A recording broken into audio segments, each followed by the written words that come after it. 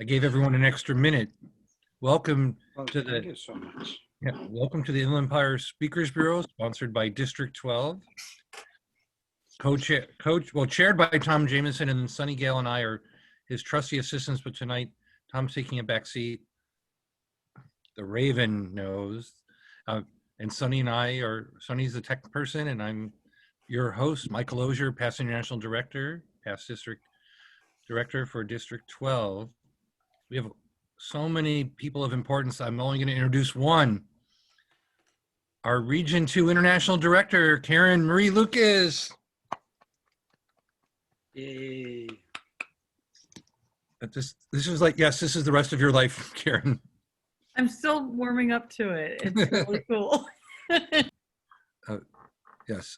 And of course, I'd be remiss without introducing our district director, Jose Preciado. Hey, thank you so much. Thank you. That's all I'm going to introduce. There's many other really important people here tonight. We have 4 amazing speakers.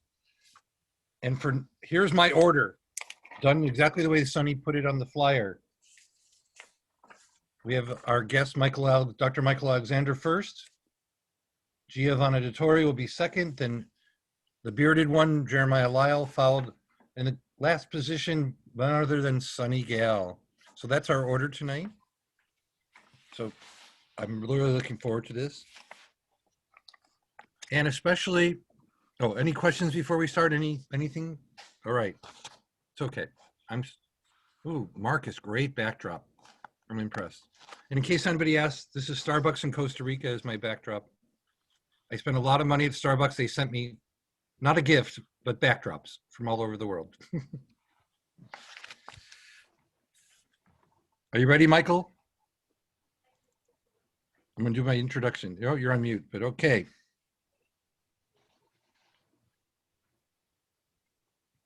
Creativity is not a gift. It's a learned skill. It can solve problems, make money, and even save lives.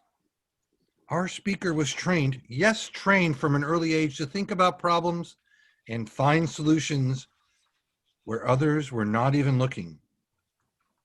Our speaker tonight is a qualified speaker in District 100, our neighboring district to the west. Dr. Michael Alexander will discuss his approach to free-range thinking. Change the focus, find the solution. Join me in welcoming qualified speaker from District 100, Dr. Michael Alexander.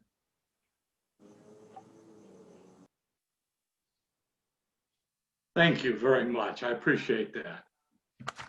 I've been invited to do a scuba dive off of an oil rig. This is a tremendous compliment because a dive off of an oil rig is a very complicated dive. Very beautiful, but very complicated. We had descended, checked with each other to make sure everyone knew what everyone was, and descended again until we reached 90 feet below the surface. We checked, everyone's there, everyone's position, everybody was ready, and began a descent, except for me. I looked downward, and I got vertigo.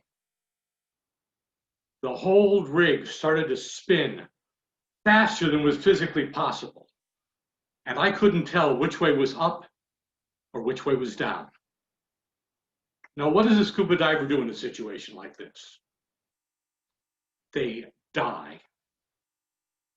They either go off in the wrong direction, downward, thinking it's up, until they run out of air, or panicking, they shoot upward so fast that as the air in their lungs expands from the decreased water pressure around them, their lungs explode.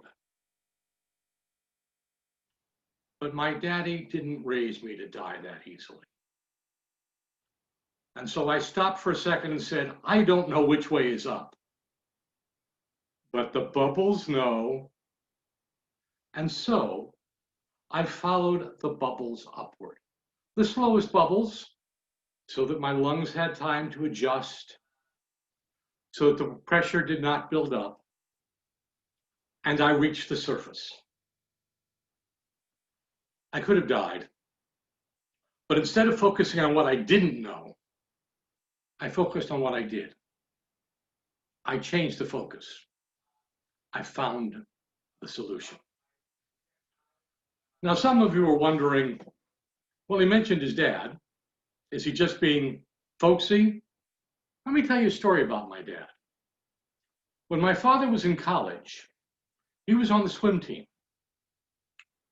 And at one party, the head of the wrestling team, the state wrestling champion, known as Moose, started to tease my father mercilessly.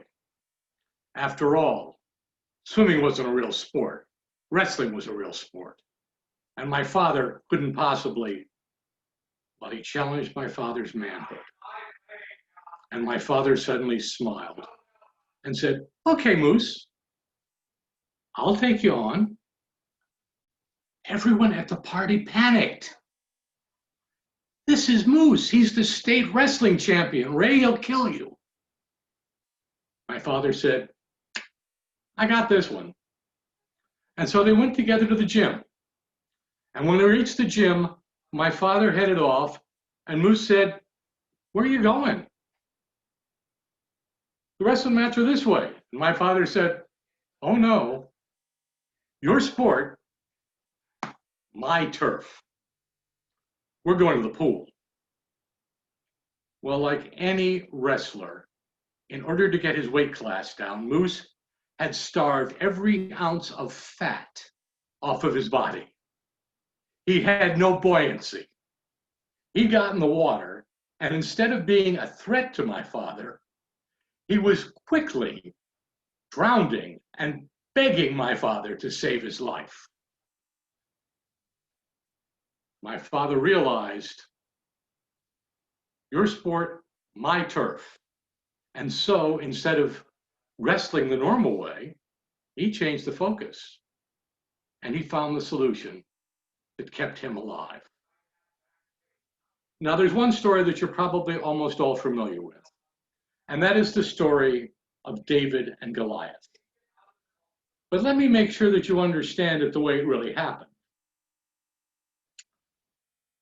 The Hebrew army and the Philistine army met on the plains, and it was obvious there would be a great slaughter. And it was common in these days. They decided to each send forth a champion, and whoever's champion won would be the one who won the battle. The Philistines sent forth a giant, Goliath, 7 feet tall, huge muscles, a sword reach which was just overwhelming. And the Hebrew army panicked. No one could stand up to him. No one had his reach. No one had his strength.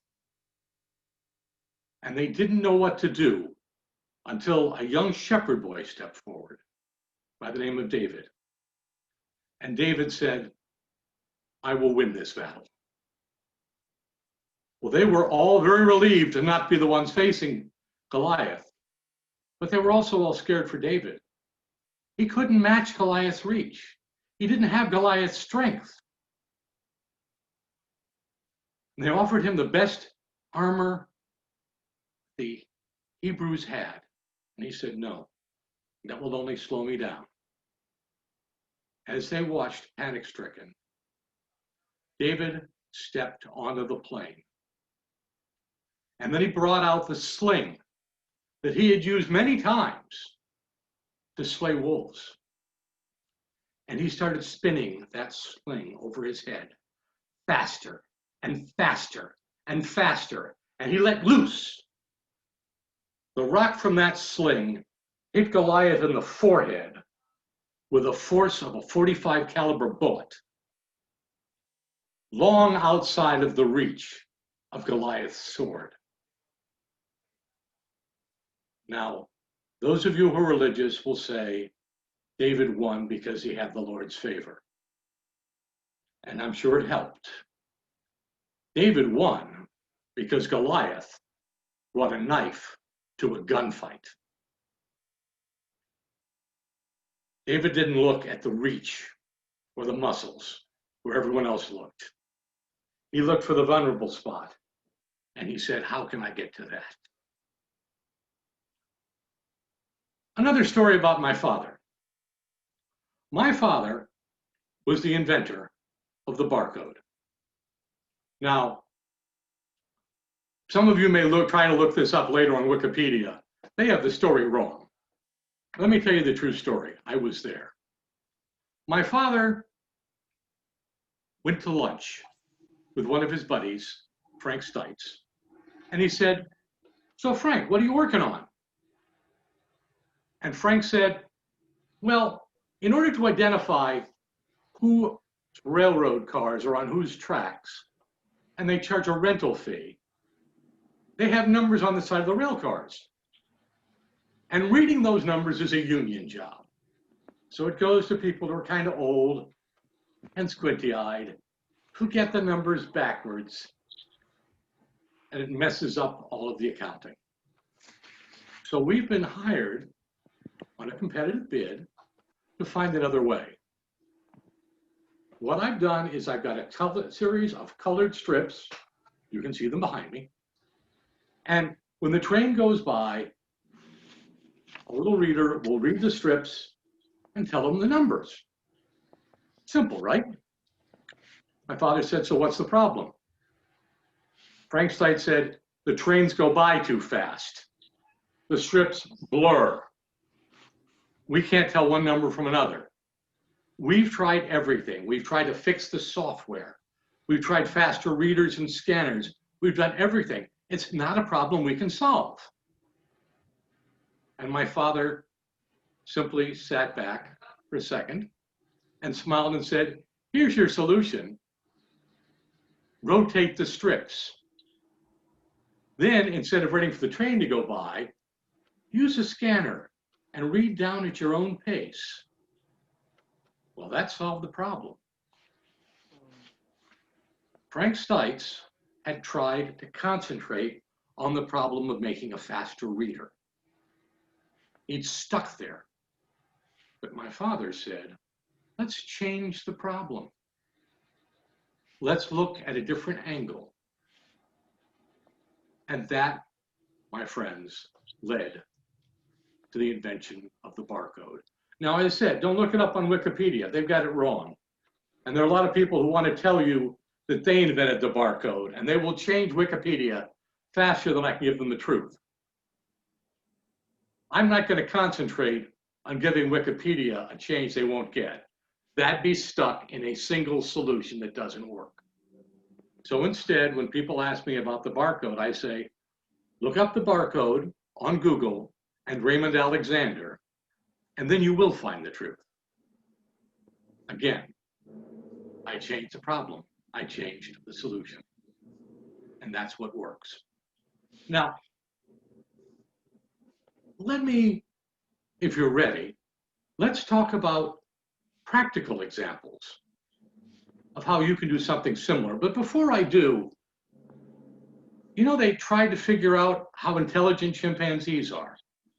And so they gave them some puzzles to try to work out. They hung a series of bananas up on a branch out of the monkey's reach and gave him a series of blocks to set up, one on top of the other, like steps so they could climb up. And they said, this will tell us if the chimpanzee is capable of complex thinking. You know what the chimpanzee did?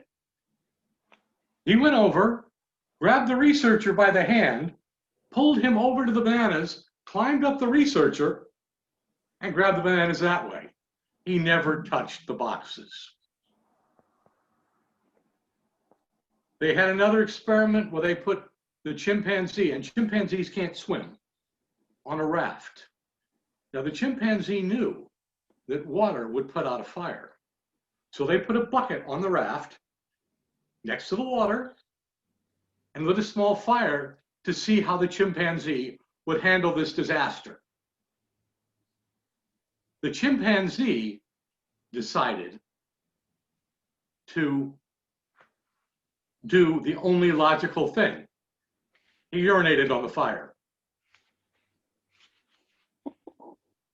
The researchers didn't think as broadly as the animal. Now, let me give you an example for you to work from.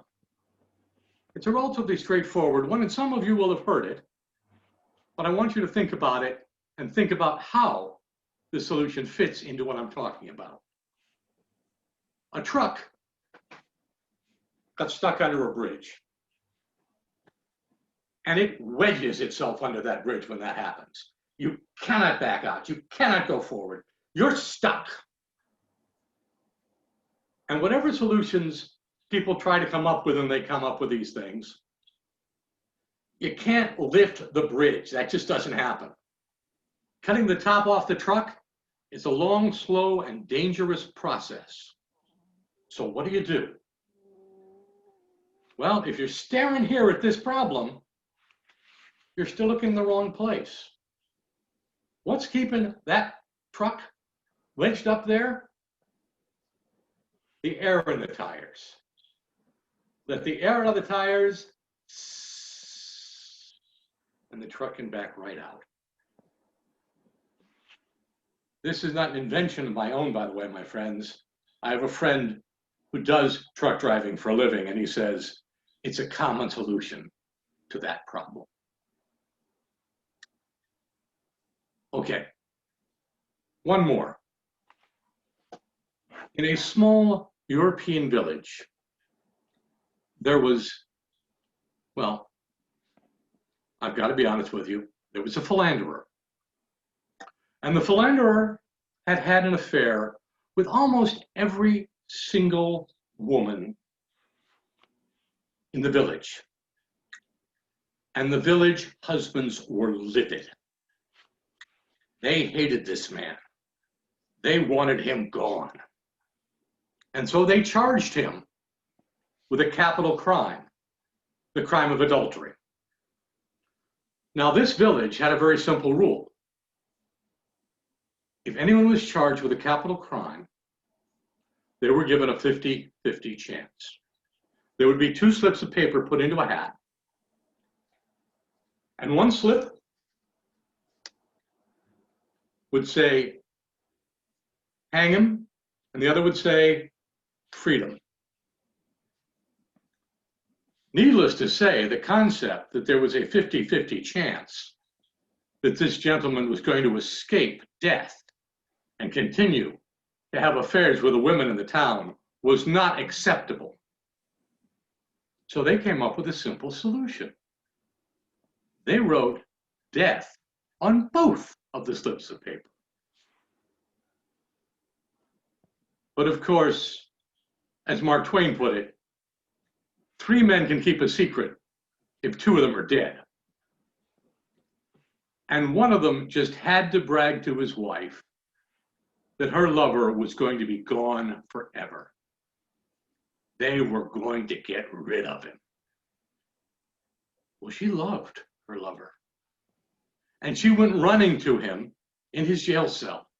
And she said, both slips of paper say death. They're going to kill you. And he leaned back and he smiled. And she said, did you hear what I said? He said, you've given me everything I need. Thank you. But go back to your husband and relax. And the day came. And they gave him the hat. And he pulled forth his slip of paper.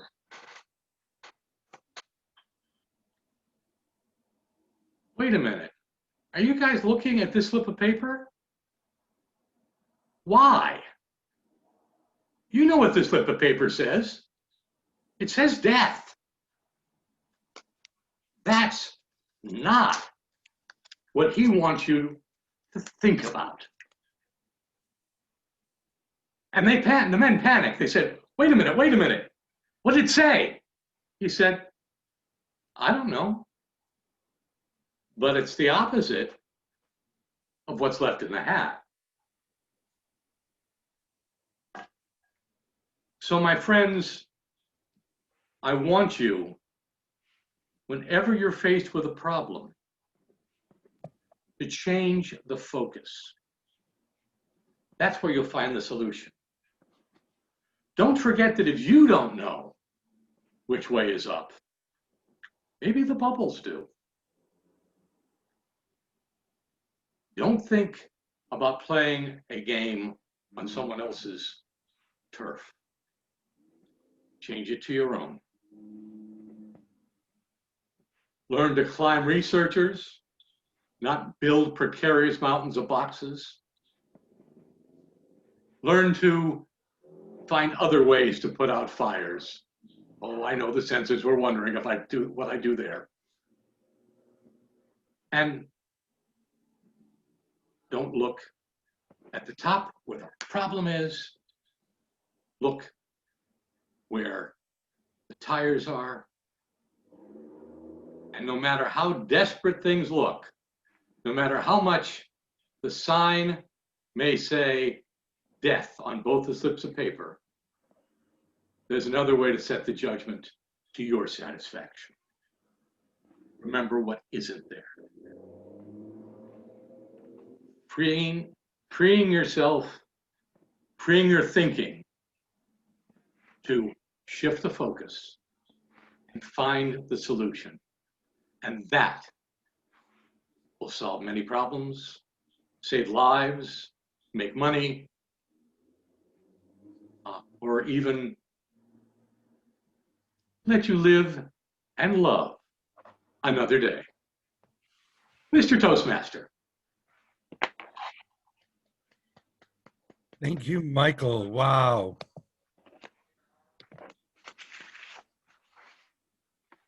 Thank you. Thank you. Thank you.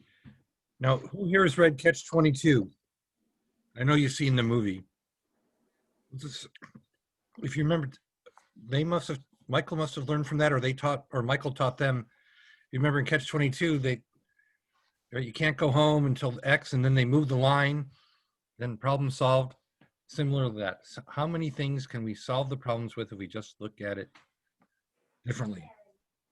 And I'm so confused now in the barcode. I don't know what to believe in. If Wikipedia doesn't tell me the truth, where's the truth, Michael? Google Raymond Alexander in the barcode, you'll find it. I will. I can't wait to do that. I'm looking forward to that. I am. I don't understand barcodes at all. And I only last week learned how to scan them so I can order food at a restaurant. Or that's a QR code, but it's a similar concept. There we go. The QR code, guys. So thank you, Michael, coming all the way. Look, he was all the way from somewhere in District 100, though he says he's closer to our district. Is that true? Do you live in our district? You're on mute, Mike. Actually, I do live in your district. I just haven't joined a club in your district. Ah, okay. So there you go. So people, if you live somewhere near that LA County line, Michael's probably looking for a club in that area. So I'm actually in Fontana. Wow, there we go. So no problem at all. We have clubs in Fontana, San Dimas, Upland. We have a lot of clubs there. Perfect. And we need to invite you to the debate club, right, Tom? So I think you'd be right in there. Well, I appreciate you coming, and I love your visuals, and I like everything you talked about. The one on the gallows, like to take some courage. Chutzpah, as my mom would say. Wow, what a start to the evening. Someone sending me a chat. I don't even know what that means. Oh, that's probably the link to that. Thank you, Jeremiah. Who knows? Let's see who else. I appreciate that. The other Anderson has joined us. Hey, Bob. He does Bob, thank you for the public service that I never get to do. Where you go over the propositions, and I wish I could have done that. It would have helped me a lot instead of me just throwing darts at the wall. About the same as far as I could tell. Okay. Thank you. Thank you for mentioning it. Right, well, absolutely, sir. And Bob and Roxanne are the yet another married couple that are dual qualified speakers in our own District 12. Giovanna, you're next. Are you ready? Okay, is your grandson there listening yet? Well, I hope it's not my grandson, because that would be a neat trick. But my nephew is in the house. He's upstairs. You might hear him because he's jumping off his bed. So it's perfect timing. Now, like all good Toastmasters, Giovanna wrote me an introduction that's longer than most speeches. It should be less than a minute if you read it. I'm not going to read the whole thing, though. Giovanna is a 21-year Toastmaster at Mattel Toastmasters. She started when she was 12. And I love this. She adds touches from the unapologetic Barbie doll combined with the lightning speed of Hot Wheels cars. Now, any of you try to make fun of Barbie dolls to Giovanna, and she'll say, just whatever you want to say, Barbie doll just makes billions of dollars every year, no matter what. She's an amazing woman. In District 1, which is until last year was one of the smallest districts in the world of Toastmasters. I think New York City now has a smaller district. She was number 9 in the world, select distinguished. Ooh. And she talks about 3 things that led to this: continuing the momentum from previous teams, setting stretch goals, and connecting people with opportunities that align with the vision. She's been a Speakers Bureau chair in District 1, where she resurrected it from near death. She's won numerous awards in Toastmasters. She's been the District 1 Evaluation Speech Contest, but more importantly, this is unbelievable. In 2002, she was the US Open Advanced Strictly Swing Dance Champion. Wow, swing dance, amazing. And she's a contributing author of the book Women Who Rock #2. Make sure you read that chapter. And near to my heart, she's a member of the board of the Freedom Riders Foundation.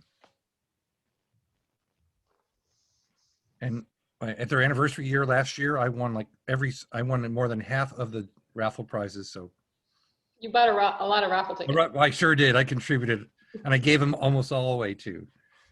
So nonetheless, what a great organization from Aaron. We love that. Of course, Giovanna loves going to Disneyland when it's open. No matter what she's in, her journeys can be tied to a strong work ethic, surrounding herself with good people. I'm so glad to be one of those. And treating her growth like it's worth $1 million. Please join me for her speech, worth $1 million. Distinguished Toastmaster ×3, Giovanna Dottore. Thank you, Mr. Osier. It is so wonderful to be back in District 12. I was here just a few months ago. It is a beautiful Wednesday night. I don't know what it's like in LA or Orange County. I'm actually up in Sacramento, and things are a little bit different here. And I'm in a garage, so this is a whole new speaking experience for me. Now, some of you I am recognizing, and you might recognize some parts of my speech. And so if you do, I'm going to ask you to listen a little bit differently this time. You already know a lot of what I'm going to say. So to make it interesting, I'd be curious if you would jot down your thoughts. How have you done things differently or not since hearing some of the things we talked about, treating your personal growth like it's worth $1 million? Where have you taken some risks and what were the results? And if you chose not to, if you chose fear or you chose your considerations, write those down too. Not right or wrong, not good or bad, just something to notice. Let's see how you treat your growth like $1 million. Now, what I really want to know, where are my busy people? Raise your hand, click an icon, give me feedback. What you need to know about me is I love audience feedback. And it is torture for me in a virtual environment with video off, people staring at you, or they got their glasses on, but I can see the reflection. They're doing something else because I wear glasses. I can see myself. So please give me some feedback. Where are our busy people? We have a few hands. Okay. If there are any district leaders on the phone, on our call, the people who did not respond, those are the ones you want to go reach out to because they are not busy. Right? They're not busy. They're the ones you want to enroll onto some of your committees. Now, what's interesting is I find a lot of times there are so many things competing for our attention. We've chosen to fill our lives with all these different activities. Now, you may say, I don't have a choice. I have to work. I promise you, you have a choice. You might not like the choice, but you have a choice. And so there are so many things that we've chosen to put in and competing for our time. And busy sometimes simply means it's not important to me right now. And that's okay. Not everything is important to us every second or moment of the day, every day. But I wonder, if it was important to you, would you figure out your time? If I said, if you could get yourself to New York by 2 a.m. on Friday morning, you would be guaranteed $1 million. Would you figure your busyness out? Would you figure out your childcare, your transportation, your work schedule, your partners, your hair, all these things? Would you figure it out? Would that be important to you to get $1 million? I need some feedback. Let me see your emoticons. Because if you don't want your $1 million, I'll take yours.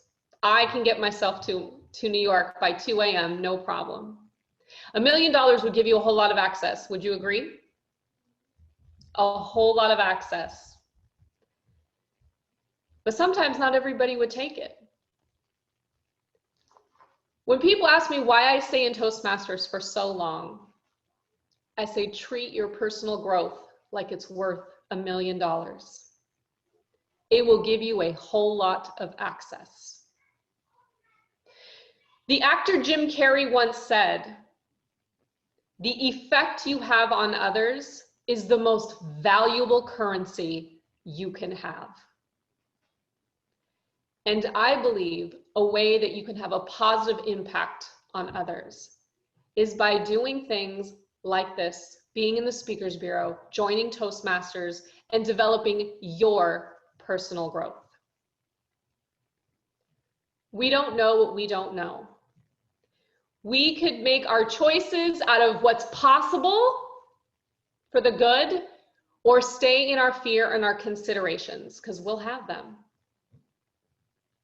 Now, in my bio, my introduction, Michael mentioned that I am a former competitive West Coast swing dancer. And the biggest event of the year is the US Open Swing Dance Championships, which would take place every year at Thanksgiving weekend, which is not happening this year. I'm so sad. But it's the time where competitors from around the world come, they debut their brand new routine that they're gonna do on the circuit, their costumes, their music, you get to reconnect with friends. It is an electrifying weekend filled with energy. And people buy the DVDs because it's not like just the weekend is good enough. We want to have a watch party afterward and relive the magic and the moments. And you'd sit around talking and analyzing that routine and the costume and what looks good and what doesn't. But you didn't do that with every routine, because there were 3 types of routines in couples.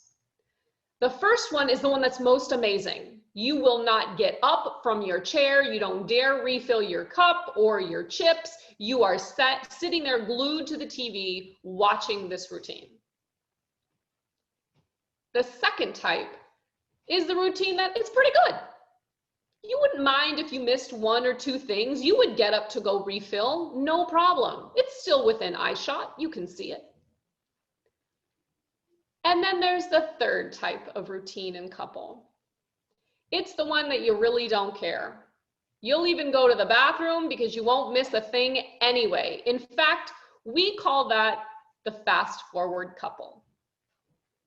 And no one wants to be the fast forward couple. So here it comes, the first year that I did my very first routine. My partner and I, we put together this beautiful set of Beatles songs. It was a beautiful cut of medley Beatles songs. And we did our routine. And it was not well received.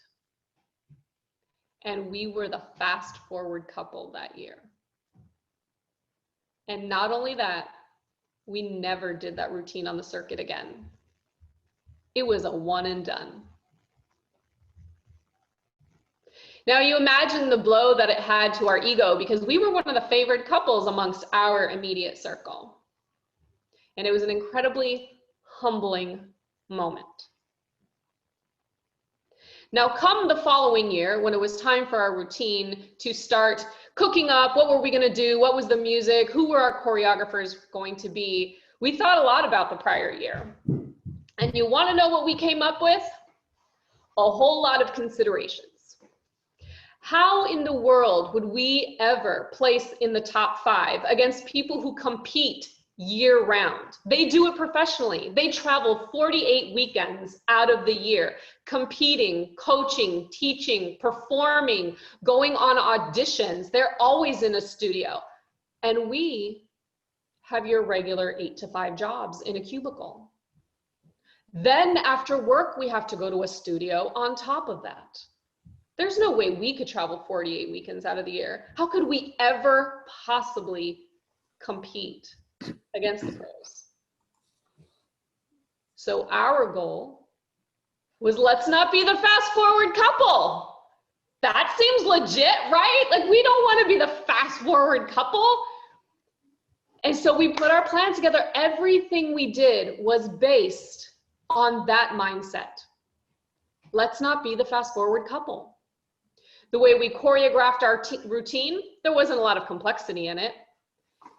The amount of hours we spent in the studio, it was probably a lot more than most people, but probably not enough. But enough that we wouldn't be the fast forward couple.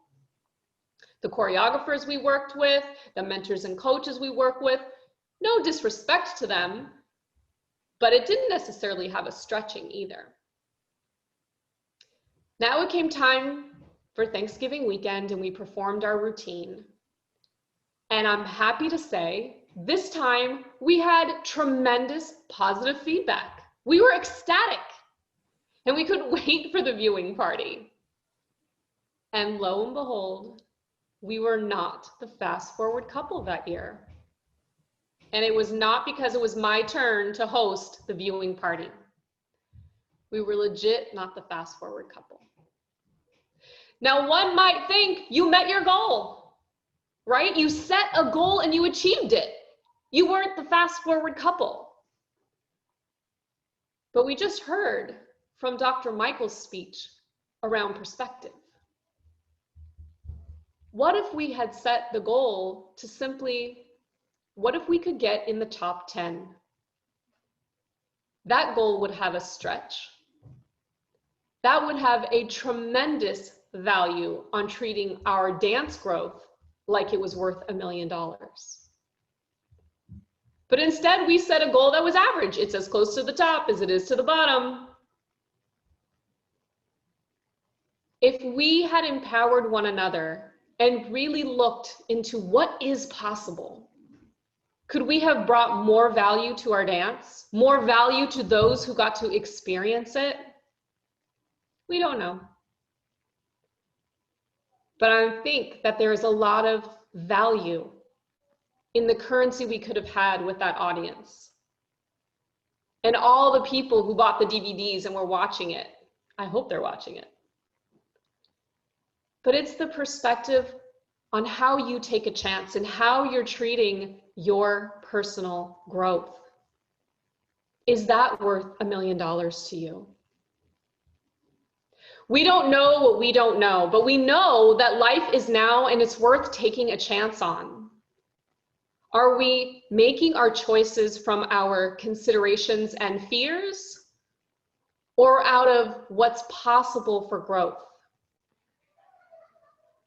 A few years ago, I worked for a male vice president. I was the only female of 6 direct reports to him. I was the youngest. And I oversaw projects that nobody really cared about. And to top it off, my boss called me kiddo. So you can imagine how tough it was to break barriers in that environment. Now, seeing my growth in Toastmasters, luckily, my boss offered me the opportunity to run all of our retail stores, our outlet stores in the US. Now, this was a huge opportunity. But the thing is, I had 0 retail experience. Never worked in retail, never worked in hospitality or restaurants, always worked in an office. I had never managed people in a paid environment where I am now responsible for their growth and delivering on goals. I had never managed both sides of a profit and loss statement. And yet somehow he's offering this opportunity to me. And by the way, 2 months prior to this offer, I was elected to be the district governor of District 1. And those of you who have gone before me know that that also is like having a full-time job. And so here I am having 2 full-time jobs, learning from the ground up. And that's only 2 parts of my life. I had friends, I had family, dancing, of course, traveling. I'm heavily involved in my church. I have all sorts of activities. So how was I going to balance this? Was I scared? Yes. Afraid to disappoint? Absolutely. I am the oldest child, type A. I'm afraid to disappoint. Have to be in control. But I did it anyway. And having been in Toastmasters and already been in district leadership and doing several high performance leadership projects, I was able to cut my learning curve down. I had done projects and exercises around vision and mission and setting goals, having courageous conversations, team development, succession planning. The very things I was learning in Toastmasters were applicable to what I was doing at work, and it cut down the learning curve tremendously. But what I didn't share was my boss gave us stretch goals that year. He wanted a 20% increase in sales. Now, to give you perspective, in Toastmasters, they only ask you for an 8% increase in membership. My boss was asking for 20. My first year, and it wasn't even a full year, I got the job in July. So here we are, 2 months before the end of the year, and we are nowhere on track for his stretch goals. So working with my Toastmasters mentor, we role played on how the conversation might go to let him know we're not on track. And I went into his office. And what you need to know about my boss is he was one of the most respected people in our supply chain. He was an incredible public speaker. No one ever wanted to speak after him. He was wicked smart, dry, sarcastic humor. Sometimes you didn't know if he was serious or if he was kidding. And he called me kiddo. And I'm gonna go tell him we're not on track. So I went into his office, had the conversation, and I said, you know, they're just stretch goals. So let me give you a side tip. When your boss gives you a goal and you're about to tell him things are not on track, do not put the word just in front of his baby. Many of us know that when you say just, it minimizes it. It was an incredible learning experience seeing his face literally look from the table and just raise up his eyes at me. And then it was silent. Without even looking at me, his lifeless face said, lowering the goal is not an option. It sends the wrong message. Go see what you can get. The silence was deafening in his office, and it was my cue to get the heck out. I was completely deflated, racking my brain. How was I going to cheer on my team to close the gap? I wasn't even thinking we could reach the stretch goal. I just wanted to close the gap. Not be the fast forward couple. But what I learned was the same way that we rallied the members in District 1. I can't tell you how many one-on-one conversations I had. And now mind you, it was a lot easier then because we were doing things in person, and so I could see a lot of people at once. But I would ask them, what do you want to do? What do you want to do? Because when I could show them there were opportunities in Toastmasters that could help them with their skills that they could go take somewhere else, they were a heck of a lot more likely to deliver what I needed without me even saying that's what I needed. That's what it means to lead from what the members want and need. What do they truly want? What does it mean to be part of a distinguished district for you? And it was the same way that I connected with my employees at work. What did it mean to them to reach those stretch goals? Did they think they could get a promotion? Was it a sense of pride? We had never done something like that before, from what I understood from prior leaders who had my role.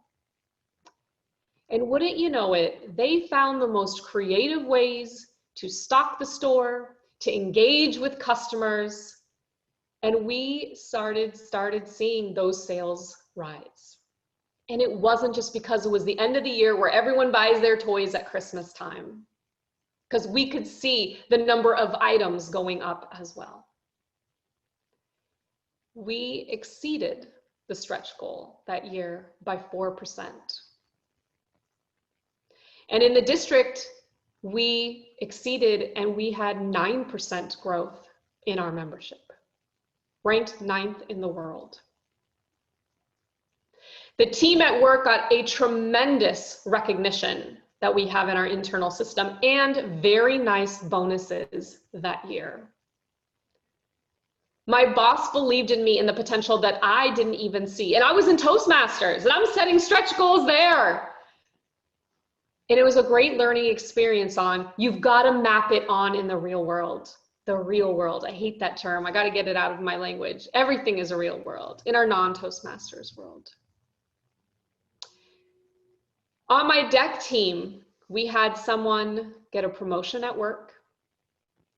We had an individual take on a very large role in her church.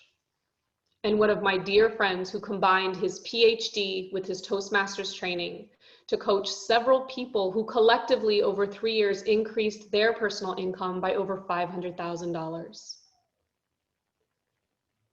This is literal valuable currency, but it's the impact that they were having on others because they chose to develop and treat their own personal growth like it was worth $1 million.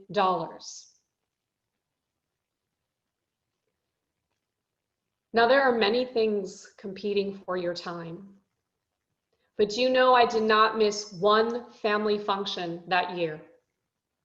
Not one. We get to learn those things in Toastmasters or being in the Speakers Bureau.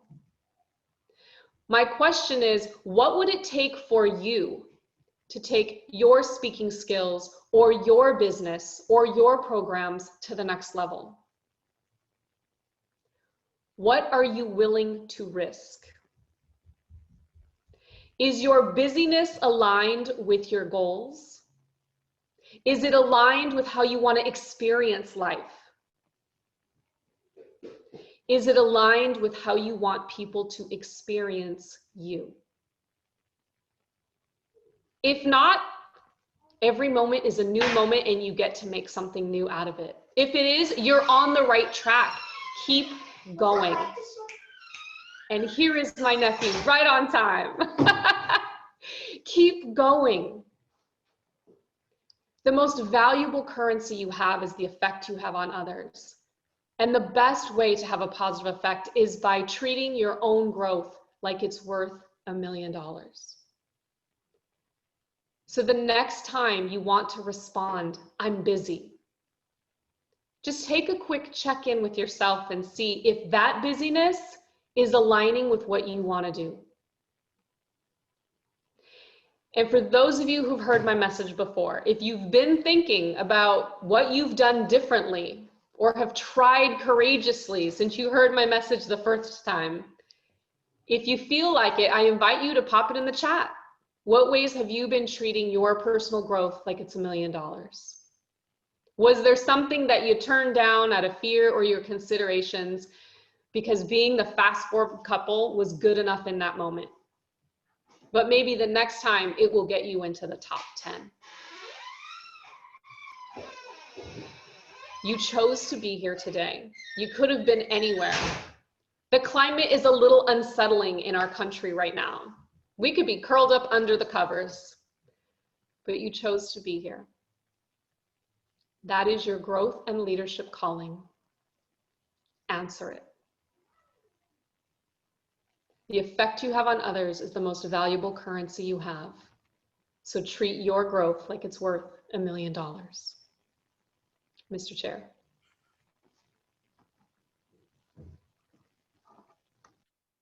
Thank you, Giovanna. We have a minute or two.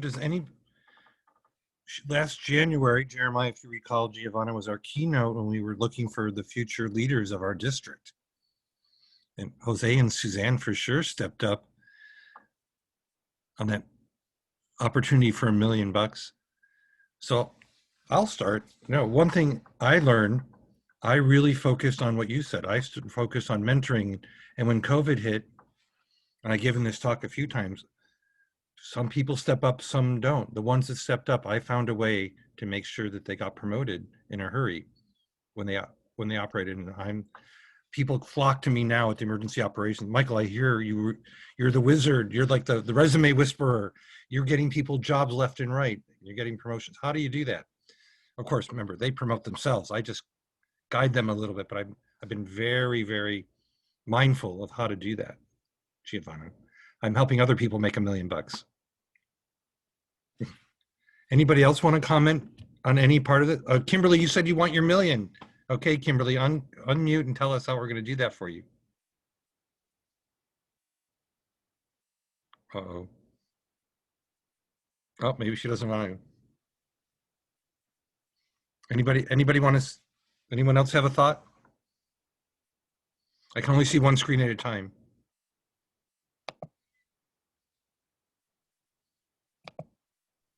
All right, don't know, speak at once. All right, Karen. You said, Giovanni, that I really liked. Oh, Michael, At the okay. end there, when you made the comment about the fact of choosing what's important.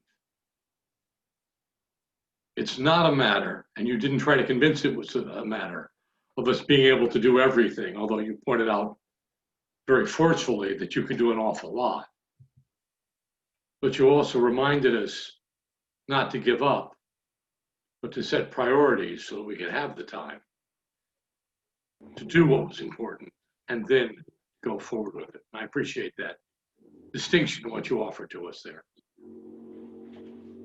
Thank you, Michael. Anybody else want to say something? It's Giovanna. I definitely enjoyed your speech. At a time like this in my life, being 26 years old, I've had a friend come up to me and said, Ryan, you should be a radio host. And I said, forget that, no. But I've realized working with special needs kids is great. I love it. I love them to death and I'll always love them. But why not have a greater impact through the radio instead of just working in a school, which isn't bad, but the greater quality, the greater the impact, the greater the quantity, the greater the impact. So I just want to say thank you for inspiring me to not be fearful, but to just apply. Thank you. Thank you, Ryan. We have time for one more if somebody wants to say something.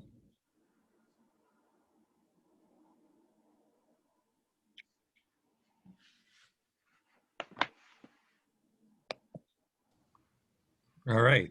Well, Giovanna, thank your nephew for getting you all dialed in properly in the garage, and you look like you're at a Toastmasters studio in downtown New York or something. Right. Thank you, Giovanna. All right. If we were at the Veterans Auditorium there, we'd stand up and stretch. Instead, we're moving on to our next speaker. There he is. You gotta love that beard. I'm loving it. I'm kind of envious. Oh, our next speaker has been with Toastmasters over 11 years. He's been an officer in his club. He's been a division director, and he just finished his year as district director. He appreciates all the opportunities Toastmasters has given him over the past years to learn and grow as a leader. He's seen many changes within Toastmasters, but also in his personal life. He started a business, sold a business, changed careers, and now he's decided that he wants to start building an off-the-grid lifestyle. He'll be telling us about his adventure and how it started, and let you know where they are now and what the future holds as he and his family begin to build their homestead. Off-the-grid life decision. Immediate past District Director, Distinguished Toastmaster, our very own Jeremyha Lyle. Thank you so much, Mr. Toastmaster, fellow Toastmasters. It's a pleasure to be able to talk to you all today, but I'll be honest, I have a confession to make. This past Monday, I was insane. And I mean that because I have been insane since about the time I turned 18 and I started college. And what I did is I got in my car and I decided on Monday I needed to drive to LA. Have you ever made that drive to LA at 7 o'clock in the morning? Well, it was a lot like the same drive that I made at 18 to Orange County. And it's the same drive I've been making for about the past 20 years. And let me tell you a little bit about this insane drive. A lot of it is start and stopping, maybe somebody cutting me off, weaving in and out of cars, trying not to get pulled over by the cops, and maybe a few choice words as I get upset while we're driving. How many of us have had that kind of life, where that's what we do? And that becomes just an everyday thing that we think is, hey, it's just part of what we do for work. It's just where we go. Well, I thought the same thing until last year. Last year, me and my wife were talking, and we've had the very fortunate opportunity to be able to go see my in-laws over in Arizona. They're just far enough away to where they don't come visit too much. That's the real key to make it nice. But the great part is we go see them in Arizona. And last year, me and my wife made the decision that we were going to buy a house. And we were going to buy a house in Arizona, and we were going to vacation out there. And we were going to be able to enjoy the nightlife and just enjoy the relaxation. Well, we started looking at houses, and we found some that we liked, and they were beautiful houses, great areas. But then we started talking. It just wasn't what we wanted. We wanted something more, but we weren't for sure what. Have you ever been in that position to where you know that you see things and you know what you want, but you're just not quite for sure why it's not right? And then about 3 months ago, I went and saw a friend of mine in Williams, Arizona. And we pulled up to his property. And Williams is the place as you kind of go through as you're going to the Grand Canyon. And as we pulled off the dirt road to pull onto the property, we start pulling into his 40 acres. And about as far as you could see was what you could see of his land. And all of a sudden, me and my wife looked at each other, and we said, this is for us. We weren't for sure what we needed to do. We weren't for sure how we were going to do it. We just realized that that was the piece that we were missing.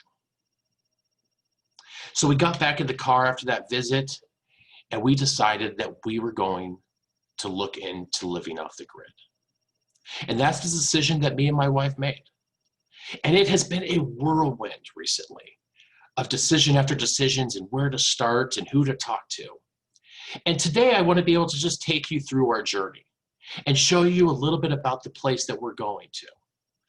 You see, last month on the 16th, I actually closed on my own 40 acres. We are over in the middle of nowhere, and you're going to be able to see some of the property. But not only do we have our 40 acres, but behind us, we have 600 plus acres of state land. So I can go hunting, shooting, or just go for a walk in 640 acres of good old gun-toting Arizona. But let's go ahead and start this little journey. And now, whenever we talk about actually going off the grid, there's things that people think about. And people think about, well, just getting there. Well, let me show you the road to our property. This is the road. It's a little bit different than what most of us would imagine that we're taking to. This is right off of the freeway. As soon as you get off, you actually start on this down on this dirt road. And we are 30 minutes on this type of dirt road to be able to get to our property. As you can imagine, this is not something that you just drive around and go find a place. So one of the very first things that we did is we actually went out, we had to go find a realtor that specialized in this. And we, thanks to technology, had the great ideas as we were looking on realtor.com and looking for properties.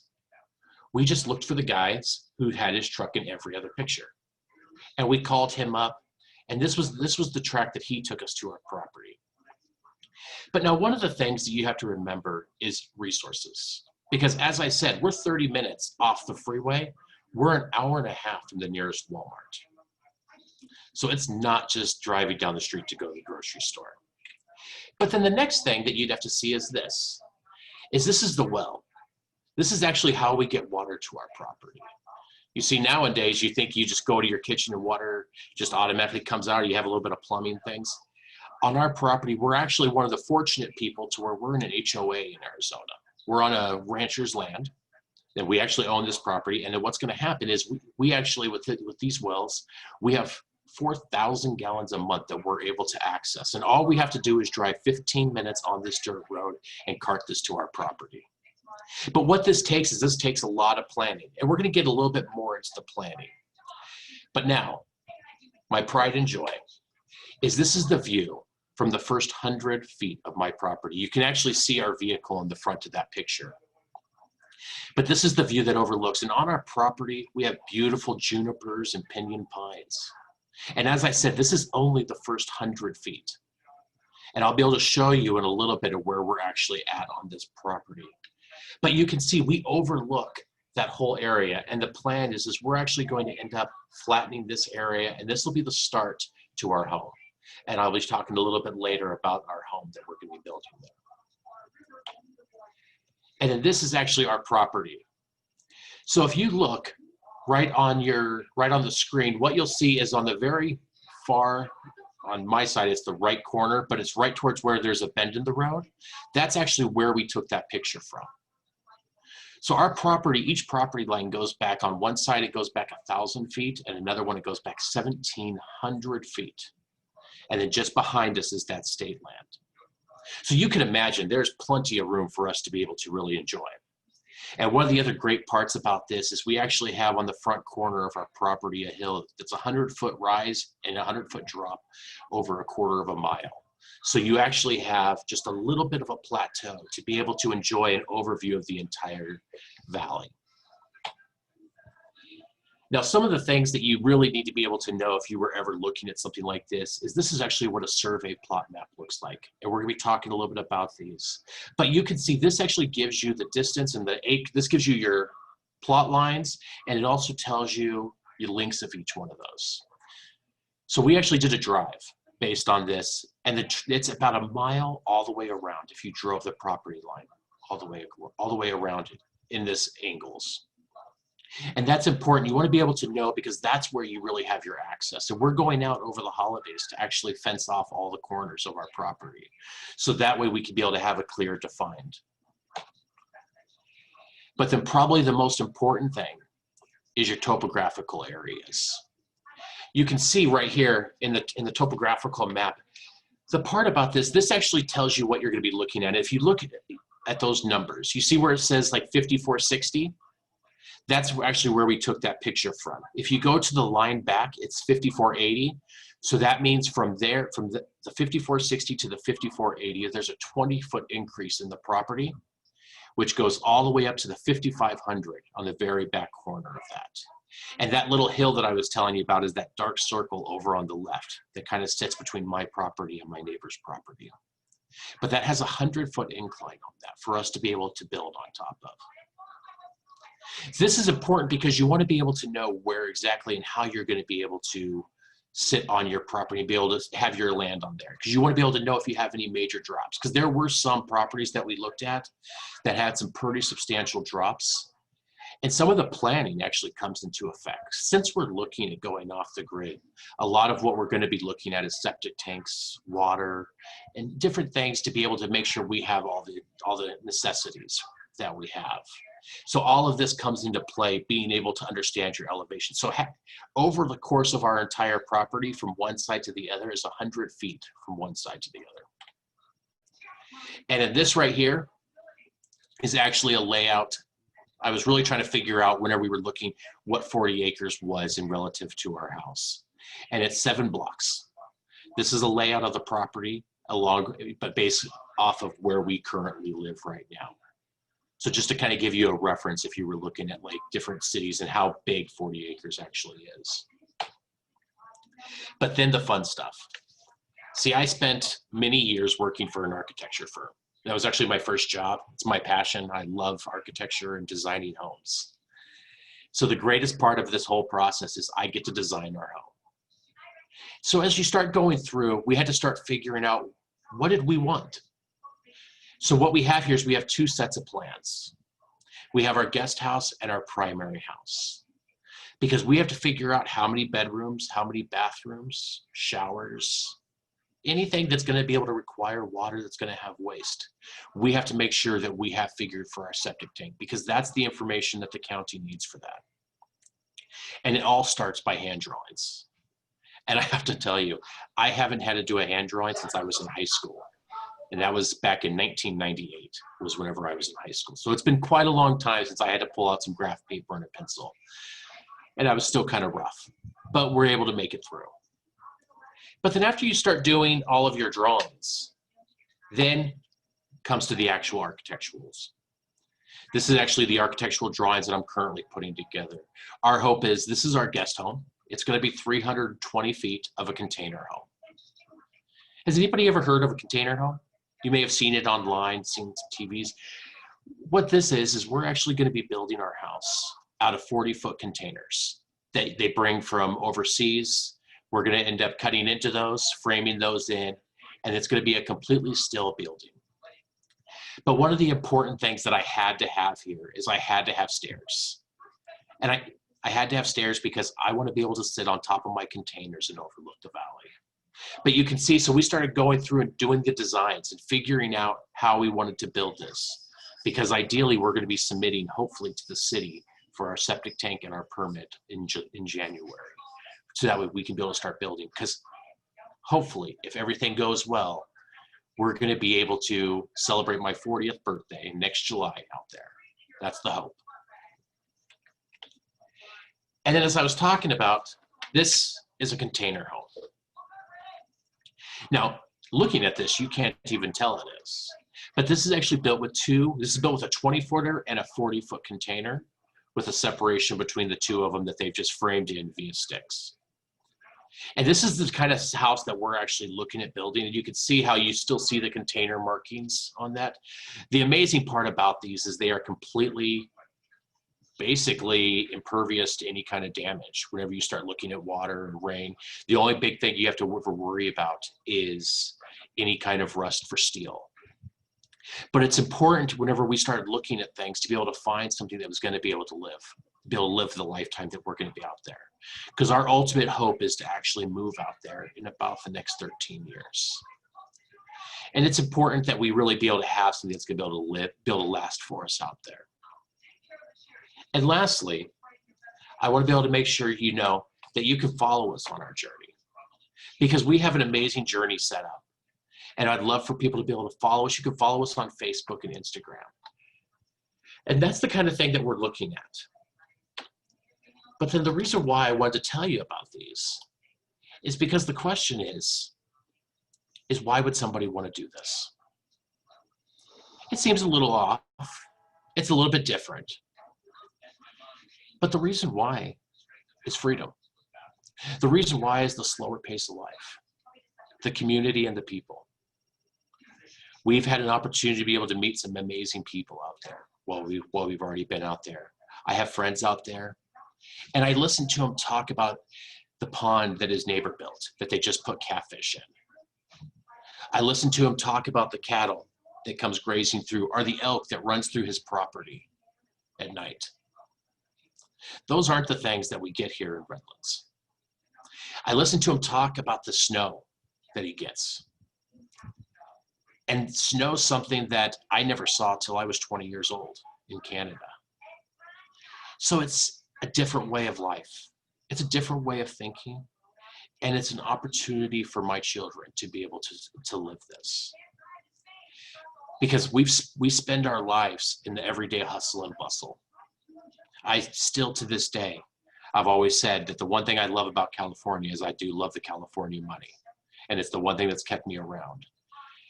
But there's a point to where is it really worth it? And that's what's really started this for us. That's what started this journey. And this journey is going to be something that's going to take us many years to grow, and we're going to have a lot of lessons to be able to learn. But I'm really wondering, where's your journey taking you? Because you see, we're taking that leap, but is there something you've been afraid to take that leap on? Because if there is, don't let something stop you. Whenever we started this, I had some people tell us we were a little crazy for doing this. But the more we talk about it, the more we find people are interested about it. Because sometimes what some person finds crazy, other people find inspiring. So I hope that you go and you take that leap. You take that leap and you decide that you want to live the best life that you can, wherever that is. And I hope that you will join us maybe one day on our homestead, because we'll have plenty of room for all of our Toastmasters family. Mr. Toastmaster.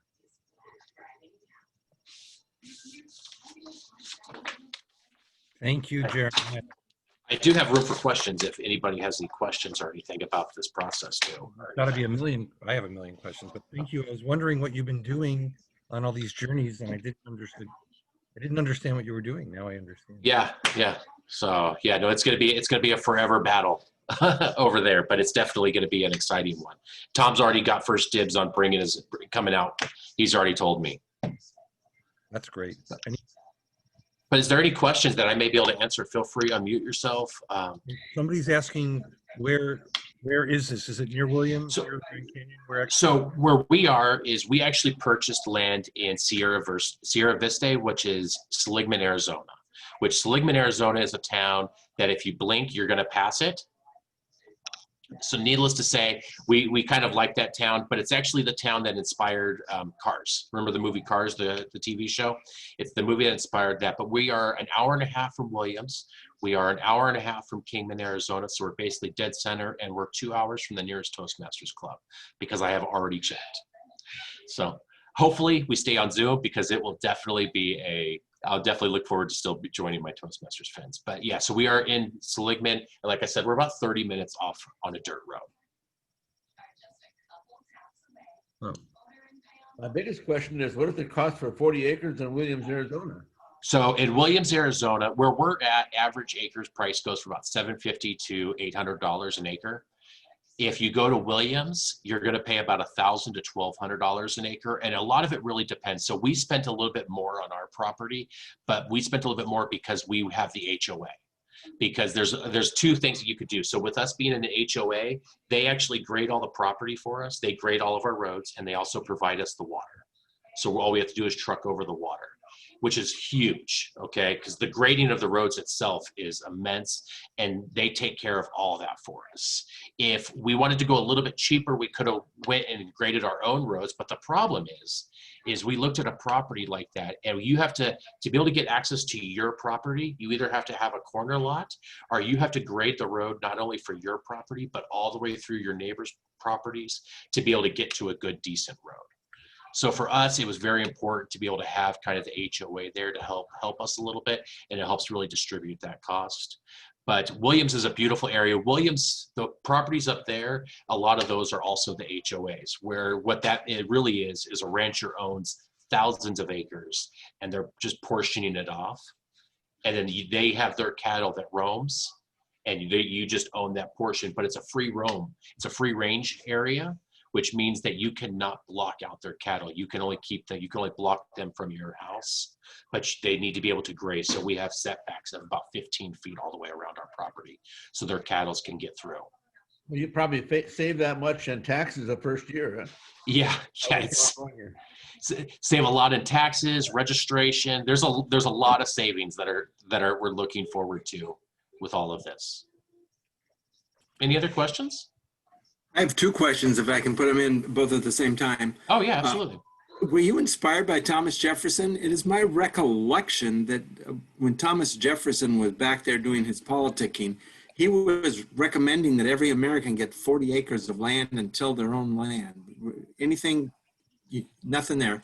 The other question is, are you planning on growing your own food? And is it an area to do that? We are, yes. So our plan is once we actually go out there full time. I have 2 kids, and my son's going to be in school till for the next 13 years. So he's special needs, so he's going to be in for a little bit longer. So our plan is once we actually go out there full time, we will be completely off the grid, self-sustaining. We'll grow our own food, have some animals, different things like that once we go out there, and then we'll actually be able to butcher our own.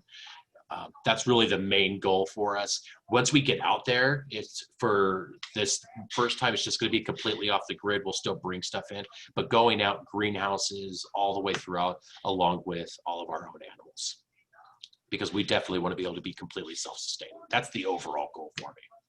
Till as long as I can still survive doing it.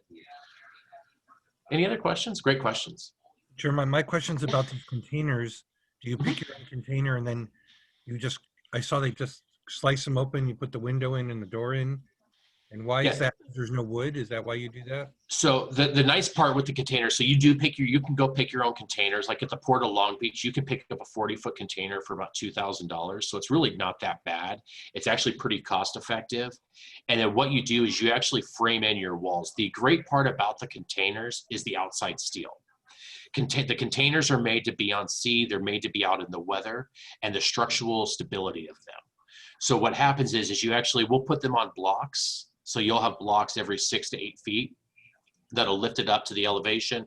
So that way it's up off the ground. Because the one thing you do have is you do have a rodent problem out there. So you want to make sure you have it up off the ground a little bit. Then you'll cut your openings with a plasma cutter. You still frame in your walls with 2x4s, drywall, everything else like you would on the interior. The exterior is just all covered by the steel. So that's where it really is great, because it is it's very sturdy to be able to keep the animals out. It's also great for all of your weather that we get out there, because we do get snow about 4 times a year out there. So we want to make sure we're covered for that. Along with during the summer, you get horrible monsoons. So you want to be able to make sure that you're covered all that. But it still has to be framed in just like you would your house. And you can also insulate it too. So we're going to be doing like a spray insulation, and we'll be covering that all the way throughout. I think there was a question from Musa and then Tim. Yeah, I just want to know, Jeremiah, I think you're still young, but are you early retiring or what is the plan? Well, I'm always looking to retire. I'm a firm believer that if you're not looking to retire, you're not working hard enough. That's my personal thought, because if I don't live to work, I work to live, and I work to be able to hopefully one day just be able to go fishing. So it's important. Every day I work and I love what I do, but my overall goal is to be able to get out as soon as I can and be able to just enjoy life, because there's so much more to life than me having to go to work. And I mean, I can spend time with my family and my kids and just be able to go hang out with my buddies. So my hope is to actually retire at 55. That's the date I have a app that I use, and for many years, it's called Trip It. And I put my retirement date at my 55th birthday. And so my hope is at 55, I hope to be able to retire, because that's still young enough for me to be able to just enjoy life. That's my hope. So thank you. Tim. How do you transport the container to your site? They actually truck them in. So what they'll do is, you have like the big rigs. What they will do is they will actually truck in your containers for you. You can usually do like a third-party company to be able to do that. They don't do that directly from Long Beach, but you hire a third-party company, they truck them in, and then from there you crane them into place. So what the plan is we'll get them out there, I'll get everything cut in on the ground, and then we'll crane it into place. So that way it's all set once it's there. Because once we get ready to put 2 of them together, I want to make sure that they line up correctly. So, but they'll take care of all that.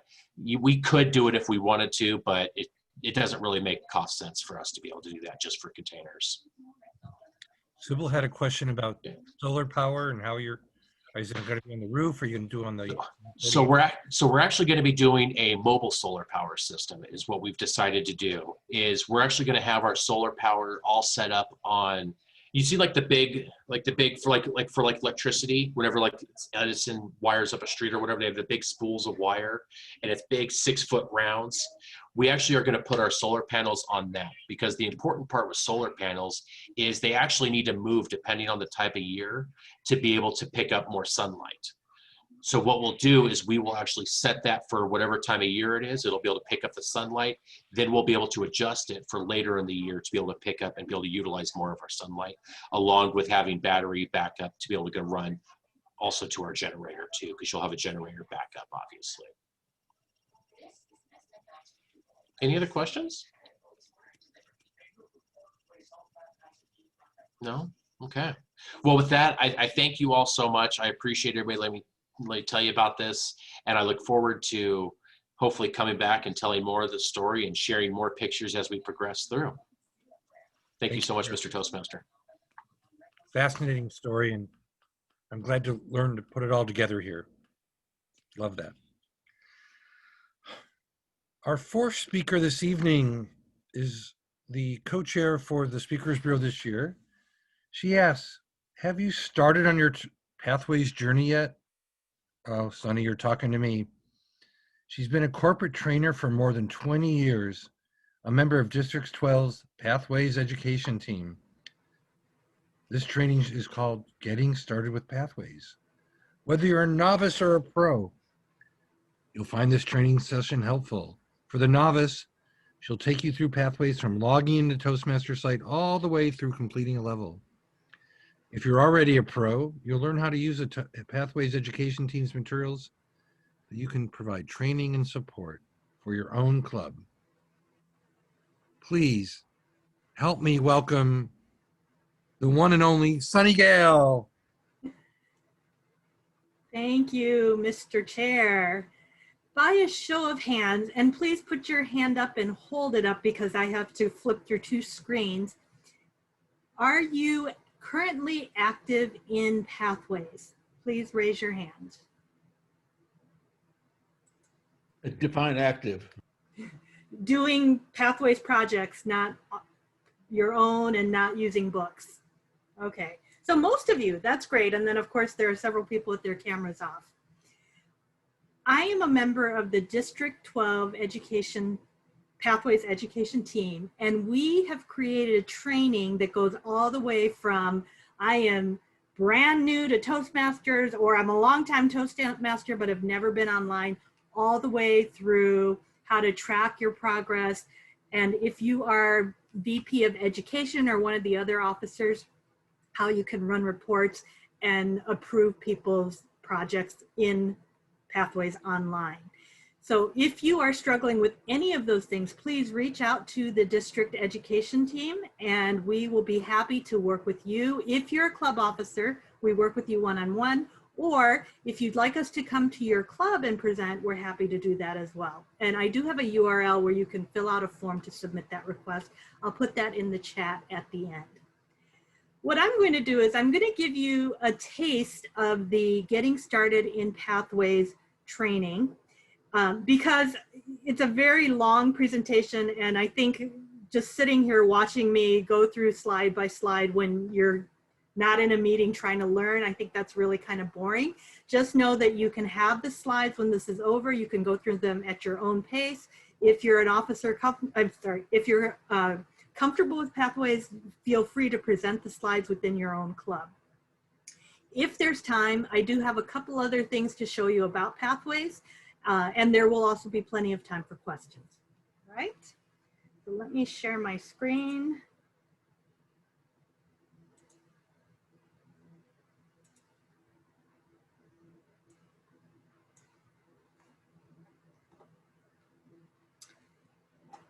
Getting started in Pathways. Let me just move these things off.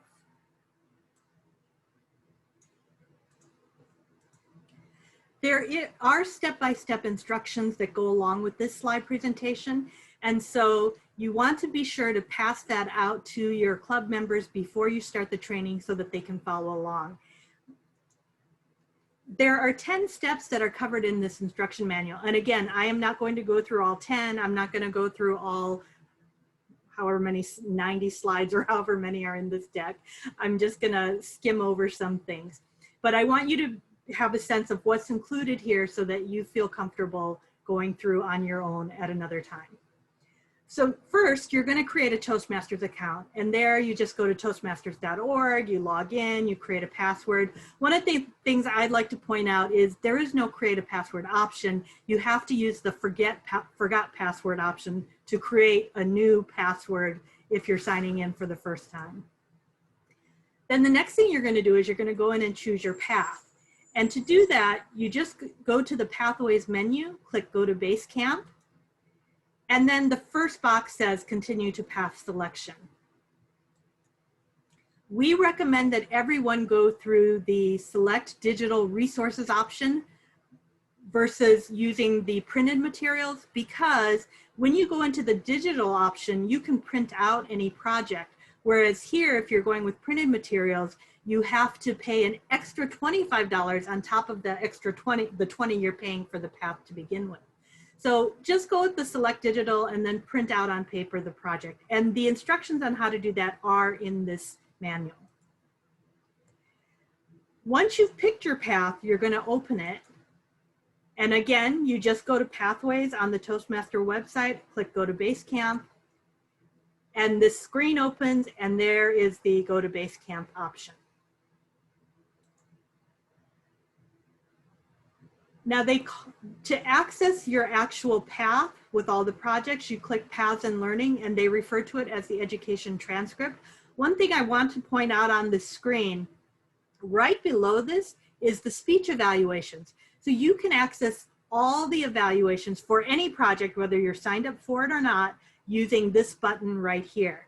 A lot of times, if I'm just giving a speech like I'm called on at the last minute, I'm the hot seat, and I know I want to give a pathway speech, I'll just jump right here to the speech evaluations, pick out the evaluation I want, download it, and email it off to my evaluator.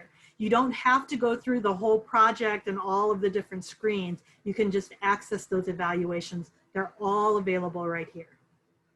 So you'll go into Paths and Learning Education Transcript, and then this is the screen that opens. The paths that you have selected are listed here, and if you didn't know, right now Toastmasters is allowing anyone who renewed their membership to get a free path, so you don't have to pay the $20. So I highly encourage you to take advantage of that if you haven't already. The paths that you're enrolled in will be listed here. You can see I'm in Dynamic Leadership and Engaging Humor. Then you'll click the Open Curriculum button. And when you do that, you're actually now looking at the projects. Every path has 5 levels. And so you would select which level you want to access just by clicking the button here on the left. Remember, you can do any project, any level, any time, any order. You don't have to start at level 1 and start with the first project. So for example, you can see here I've selected level 2. Here are the 3 speaking projects that are in level 2. And if I wanted to activate any of them, I could click the button there. Okay, so you choose your level. Your projects are here. And then you click the button, activate, and it'll change to the word launch, and then it would open the project. I want to point out in level 3, you have 1 required project and then 2 elective. Okay, so for dynamic leadership, negotiate the best outcome is the required project, but then you have elective projects that you can choose from. So if I were to click View Details, now I see this list: deliver social speeches, use presentation software, and so on. Here's another little tip. If I know I'm giving a speech or even presenting outside of Toastmasters, like a meeting at work, I'll go ahead and jump into the elective menus, and I'll just pick one of these projects because the list is quite extensive, and I'll just use that towards my Pathways credit. You're going to click Activate to launch, and then you are now in the project details. Again, I'm not going to go through this screen by screen. The things that you need to know, though, about the project are this. You have to assess yourself before you give your speech, and then you have to assess yourself after you give the speech in order to get credit for having completed the project. Let me say that again. You have to assess yourself before you give the speech, and you have to assess yourself after you give the speech in order to get credit for the project. If you don't do both of these things, then Pathways does not show that you've completed the project. So what you'll do is there's a menu here at the bottom. Now, if you're going through it for the first time, I recommend you start on the first slide and work your way screen by screen, just so you get the feel and you see all the information on the project. But when you become more accomplished, you can jump to the menu that's down here at the bottom, and it will take you right to the assessment. So you're going to assess your skills before.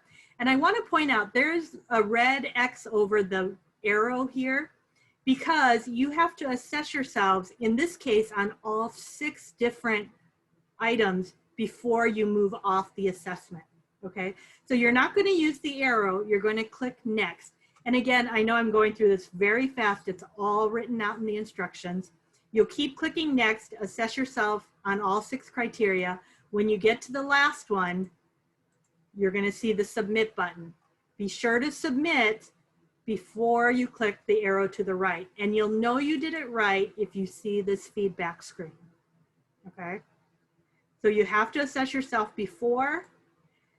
You also have to assess yourself after. So here again, you can use that shortcut menu, assess your skills after. Same thing, it's the exact same assessment as before. Be sure to go through all 6 screens, or 5 screens in this case, in this example. When you get to the last one, you see the submit button, and then you can click the arrow to the right. You know you did it right when you see the screen that says there's before and after feedback.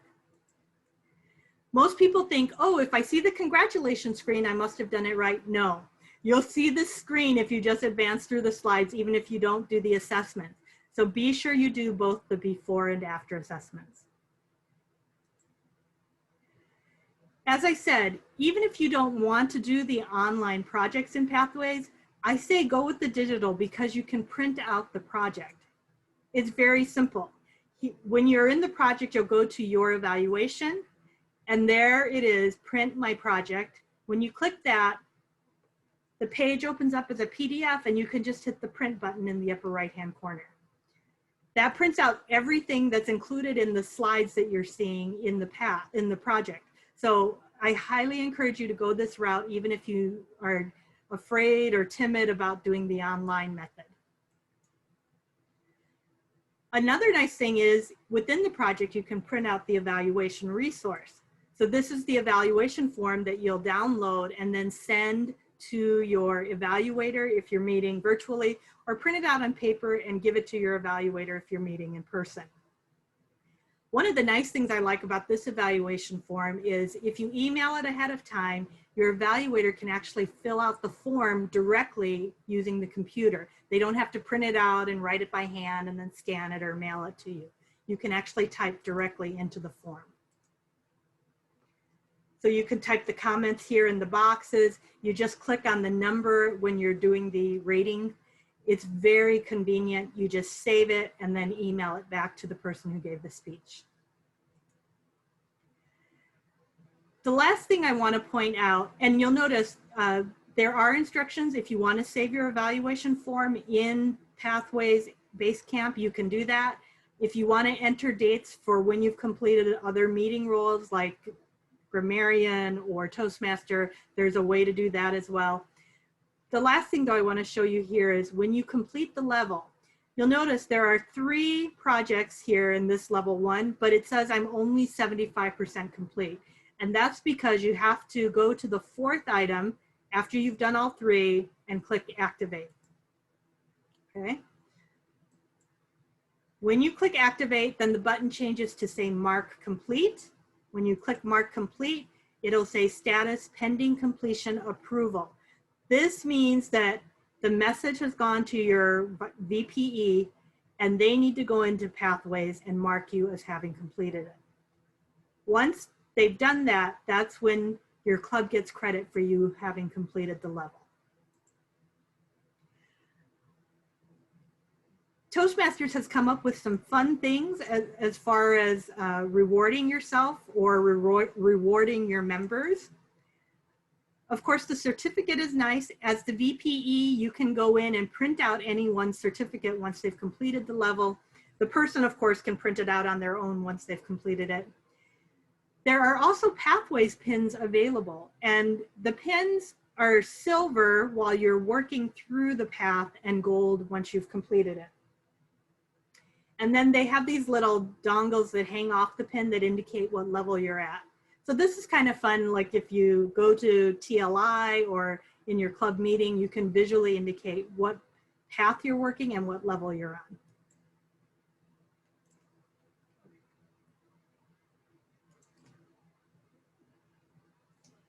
I know I went through that really fast. Are there any questions?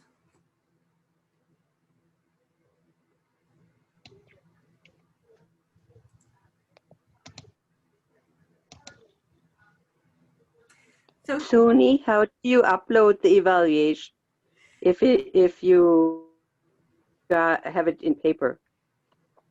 you would either have to take a picture of it and email it to yourself so it's on your computer and then you can upload it, or if you have like a scanner, you can scan it. The better thing, of course, is if your evaluator fills out the form on the computer and emails it to you, that makes it much easier. I just want to show you. So I have the pin. You can see the pin and how the dongle hangs off. You can see about the size of it. I just think it's really fun. You know, we love our Pathways, our Toastmaster pins. And so the pin itself is about $8, and then the little dongle thing is less than $2. Also, there's this pin as well. It just says Toastmasters Pathways on it. Something else that's kind of fun. Suni, Dr. Michael Alexander had a question.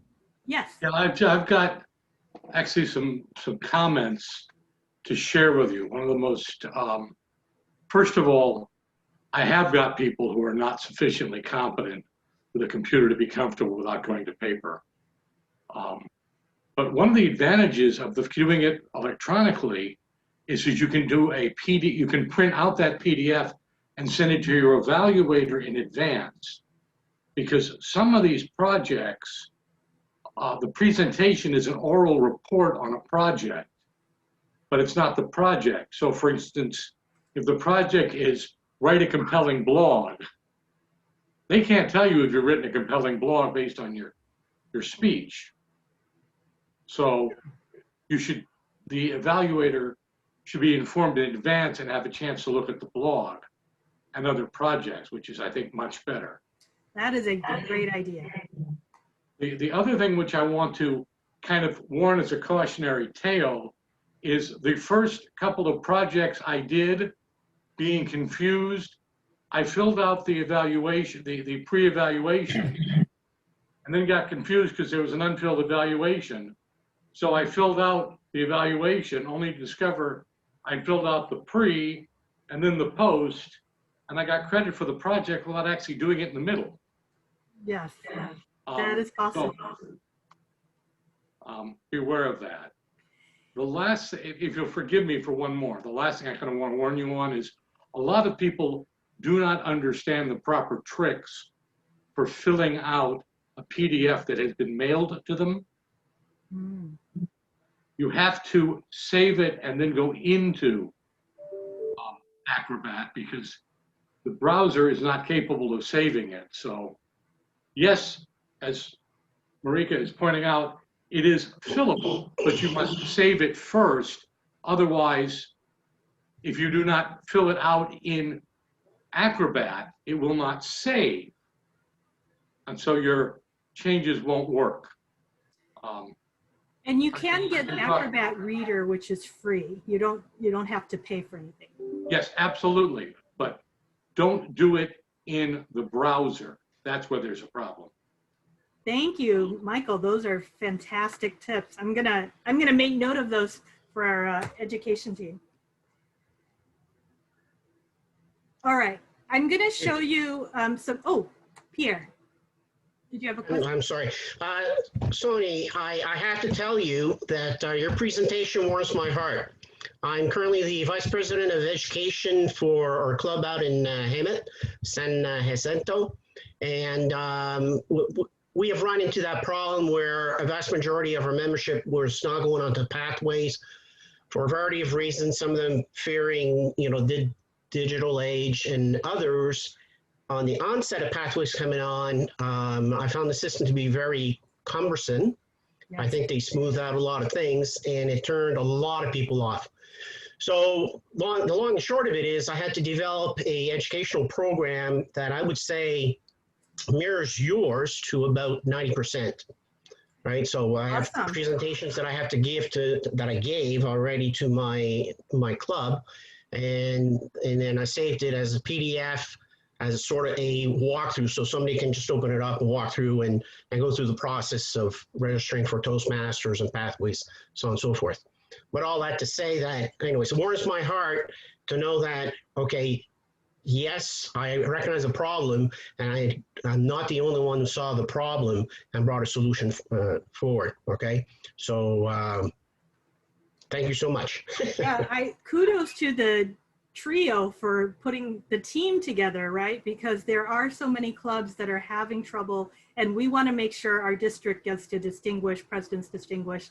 And so we're really on a mission to make sure as many clubs get on pathways and going as possible.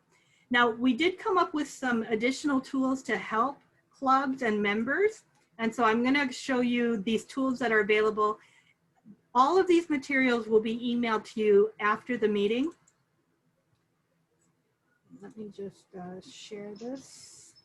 Share screen 2. F5. All right. So this deck is called the Pathways Curriculum. And what it is it's a way to learn about the different paths and then track your progress. There are, of course, 11 paths, and they're all listed here. Every path has 5 levels, okay? So now you've already seen that in the previous deck, so I'm going to go through this kind of fast. Project 1 in every path you have to give 5 speeches. Level 2, you're giving 3 speeches. Level 3, 3 speeches. Level 4 is only 2 speeches. Level 5 is 3 projects. And so it's a total of 16 different projects in any path.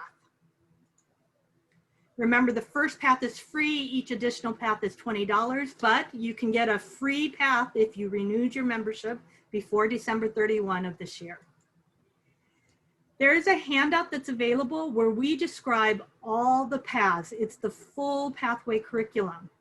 And so when you get that handout, you'll see each column is the path and each row is the level. And it tells you what are the projects that are in every level and what are the electives. So for example, here is dynamic leadership. You see a summary, and by the way, all these descriptions and everything came off the website. I didn't make anything up here.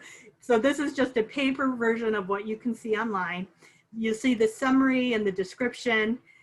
It indicates if it's available printed, but remember that you have to pay the extra $25 if you're going to do that. Then here's level 1, and here are the 3 projects that are in level 1. Level 1 projects are the same for every path. So everyone says, oh my God, I have to give my icebreaker 11 times. Well, what we suggest is customize your speech for the path. So when I did my icebreaker in dynamic leadership, I introduced myself from a leadership perspective. When I did it for engaging humor, I tried to be funny. I don't know how effective it was, but customize these 3 projects for the path that you're in. Then level 2, these vary depending on the path, but all of level 2 includes an introduction to Toastmasters mentoring. So again, customize the speech for whatever path you're on, because they all have introduction to mentoring. Remember I said level 3 has 1 required project, and then you can choose from the electives. And here again, this is where this paper is handy, because if you're giving a speech somewhere outside of Toastmasters or you don't have a project, what I do is I look at all of the electives, right, from all the paths, and then I just download the evaluation from that Pathways Basecamp area that I showed you before. So then I can have an evaluation form for any project that I'm giving. Level 4, you have to give 1 speech and 1 elective. And then level 5, you're going to give 2 speeches and do a project. Okay, so that's how the different levels and projects lay out. I'm going to skip over to the Pathways progress sheet.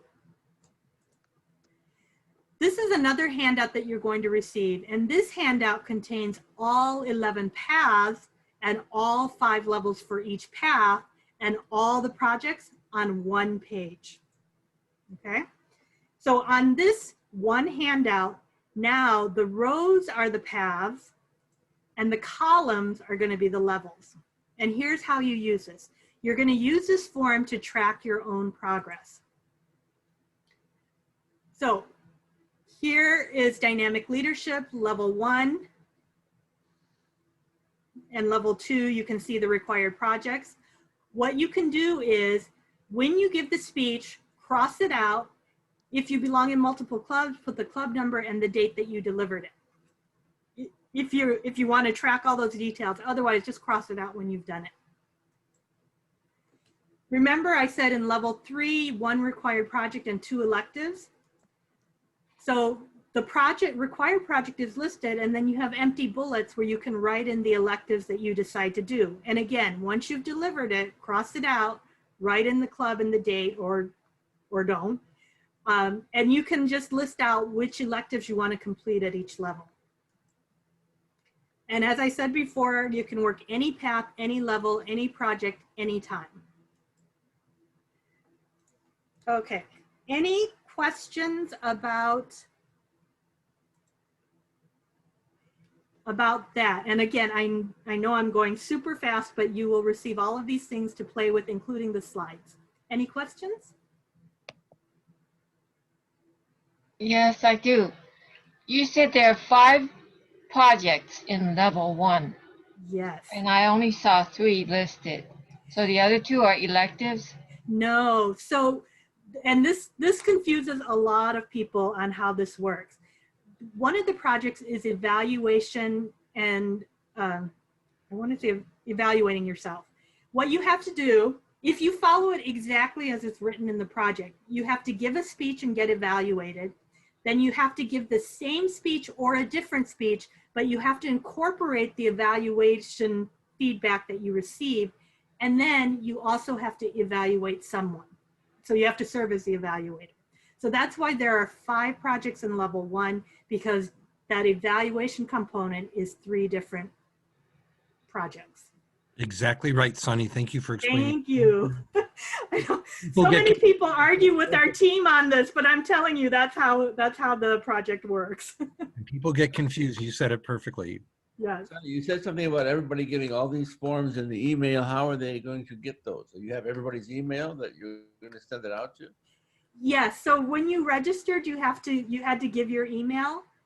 Hopefully you put in your correct email so we can send it that way. And I'll do it, Tom. You don't have to do it. Good, good. Thank you, Suni, so much. And I really appreciate that. So look what we had tonight. I'm sorry. Can I just show one more thing? All right, because we have a few things to say before you go. All right. I will do this really quickly. So you want to celebrate your club's successes.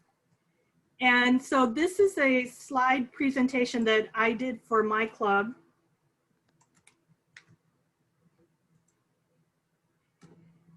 And I'm just showing this to give you an idea of how you can do this. First, I went through what are our Pathways accomplishments. Here are everyone that achieved level 1. Here's everyone that achieved level 2, level 3, level, and we didn't have any level 4s, but we did have a level 5. So showing the certificate, be sure to include people's faces, because in this Zoom day and age, the pictures are really the best way to go. And then one of the trainings that we offer is how to track your club's progress as the VPE.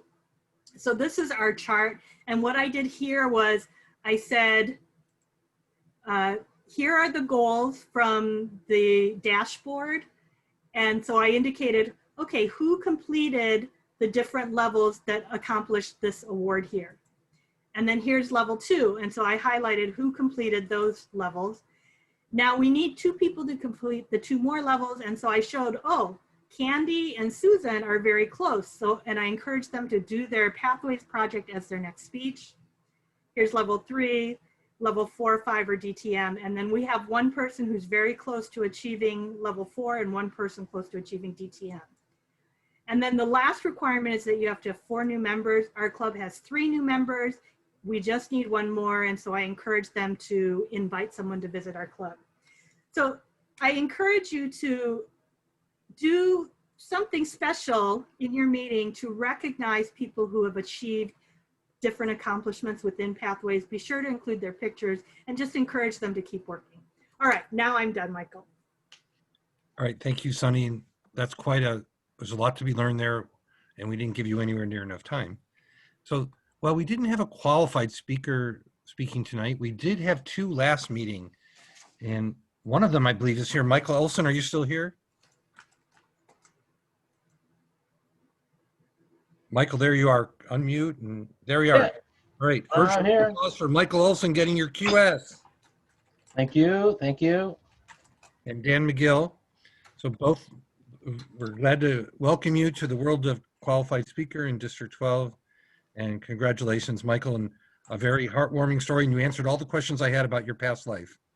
Thank you. I appreciate that. I appreciate that. Our next meeting, oh, first off, for here, look what we had tonight. We have Michael Alexander making you think upside down and sideways and every way you could think of it. Giovanna's giving you $1 million, no matter how you look at it. Jeremyha, you take that $1 million, you buy property in Arizona, live off the grid, and you'll be a millionaire the rest of your life, grow a beard really long, and fish with your buddies. And then Suni showed you how to really maximize the Pathways program. I mean, what a great 2 hours of your life. How could you spend it any better? Because I would have been watching returns for Michigan or something, or Pennsylvania, and getting mad at Trump. So this was much better than that. So thank you so much. Next month, December 2nd, it's our annual December meeting. Now he calls it the Tall Tales and Humor Contest. Of course, it's not a contest. It's a showcase because we're not allowed to do contests. And then it's open to all Toastmasters. You don't have to be a QS. Of course, contact Tom Jameson. He even has retread trophies, reusable trophies that you get. You can't beat that. And remember, so we don't get mad, so TI doesn't get mad, or the trio doesn't get mad. It's a showcase, not a contest. Who knows how he does that? Any other words about that, Mr. Tom? And that pretty well covers it, except if it's run by Speakers Bureau, I don't know if that's different or not. But anyway, we will be having you have a vote of the entire audience, not the use of judges and that sort of thing. So as to determine who did the best tall tale, we'll use well, there's 2 different sets of rules over the years that Tall Tales has had, and I know that some of the aficionados think the 2 to 3 minute ought to be it, but we'll just go with 3 to 5. So Tall Tales, 3 to 5. Anybody who needs advice as to what a Tall Tales is, we will talk to you in person if you call, but we will also make sure there are ballots that go out we'll use the same ballots just so people have an idea what's expected in a Tall Tale. Humorous is 5 to 7. And you will actually, the top 3 will get trophies. I don't know how we'll get them to you, but they will be those that have been donated by other Toastmasters in the past with the right name on it. So we all get something to compete for, whether that's a contest or showcase. And then to let you know, all Toastmasters are eligible, not just QSs. So let your clubs know that if they are missing the opportunity to compete in a tall tale and write fun, humorous speeches, this is their chance to do it. January will be the first opportunity we have for people seeking their QS. I know there's at least one or two in the audience who have expressed an interest in going for the QS. We also have one who officially has signed up for January's Speakers Bureau, and we would have room if there are enough participants, enough people wish to do that. We would have room for 3, but traditionally we go with about 2 per meeting when we have people prepared and so on. If you're interested in getting your QS, you must have attended 5 meetings, and you must have a coach who is a QS who has put their stamp of approval saying that you are ready to go. So please let me know if you are one of those that would like to go in January and who your coach is, and we'll just check. And you may need to have attended 5 meetings. I extended an invitation to our speaker tonight. Mr. Alexander has already been to at least 2 meetings, and we might even let you, when we send out these notices, they have 3. they have the past meetings that you might be able to attend. We might let you get credit for 1 or 2 of those. So in the flyer that goes out, there is the YouTube listing, thanks to Rob Gunnerman, of the previous few months that we've had participants. And if you have someone who really wish they would have been here, have them see that flyer when it comes out about a week or so before the next meeting. So the question came up, you do not have to be a member of District 12.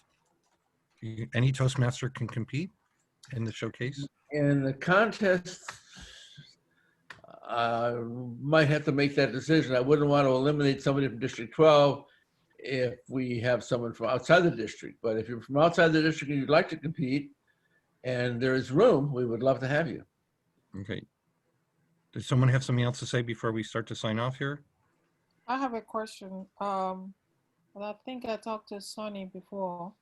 I really have been trying my heart out to get somebody to send me information about the qualified. This is my 4th meeting. Oh no, yeah, you're interested in which the qualified speaker or this one? Correct, qualified Tom speaker, will and send I've it- been asking for it. So Tom will send it to you. okay. Just contact me. Tom, I don't know if you made it clear, but to be a QS in District 12, you have to be in a club in District 12. You belong to a member, belong to a club in District 12, have attended 5 meetings in the Speakers Bureau, and have a coach. And there's a minimum educational amount, but I don't think we would ever have anybody that didn't achieve that minimum that was seeking a QS. And assume, Sonny, you have Christie's email to give to Tom. When do you get a coach? Because I requested one when I first signed up. Talk to me, and then we will get you a list of coaches, and you need to reach out to them, or maybe I can come up with suggestions. So if you need my phone number, 951-780-7984. Give me a call. I won't be home for a few days, but after that, give me a call, and we will get you a list of the QSs and make some suggestions which may be most appropriate to your particular geography or your content. And what was the number again? 951-780-7984. Okay, thank you. We'll be there for a few days. Here, I'm welcoming into the world my youngest grandson. So congratulations. Michael, you'll like that. His middle name is Michael. So perfect. So There are too many Michaels at this point. It was born on one question from Christy, then I need to make one more statement. Use Donald Trump Silva. They just didn't want to use it. I don't understand. But, Do you have Christy's email so we can send her the information of how to become a QS? Has the email because I've been corresponding with him, but I don't know whether he remembers. But I can also send you my email. Please do that. yeah, my email address, T as in Tom, A as in Apple, part of my name, James, like the boy's name, at Pacbell like the ocean, PACBELL like a bell you ring.net. Thank you. And I'd be remiss, Angie had to leave. Our communication, hold on, our Inland Empire Communication Leaders of the Empire is meeting next Wednesday at 6:30. Why you want to come, and we'll put it out on Facebook and other places, is we have the Councilwoman Tony Momberger from Redlands. The city of Redlands will be speaking on women and equality. And she has quite a great story about women and equality, the history of, I think there's even suffrages and Susan B. Anthony in there. So 6:30 next Wednesday. You can keep your Wednesdays busy. I think she spoke at Speakers Bureau once. She's pretty She good. did. Fabulous. All right, for that, it's now 9:01. We need to sign off. I will see everybody next month on Michael. December 2nd. Michael, You, I sent you my email right there on the chat, please. Christy, what is your last name? It's Christy, what is your last name? It's IWUCHUKWU. But my email, put my email on the chat. Yes, I got it. Community. Okay. Thank you. thank you, everybody. Thank you. Okay, Michael, before we sign out, this is Jose Preselo, the district director. I'm inviting all of you on Saturday. We are going to have a town hall meeting online, of course, and it will be from 10 to 11. Look it up on Tuesday with the Trio, also on our Facebook. And we'd love to see you there. Bring your ideas, bring your questions, and let's have fun. Thank you. Great job, everybody. I love this meeting. Thank you, Jose. We love Thanks, everybody. Giovanna. Thank you, Michael. Thank you. Sunny, thank you. Jeremiah. Okay, yours. bye.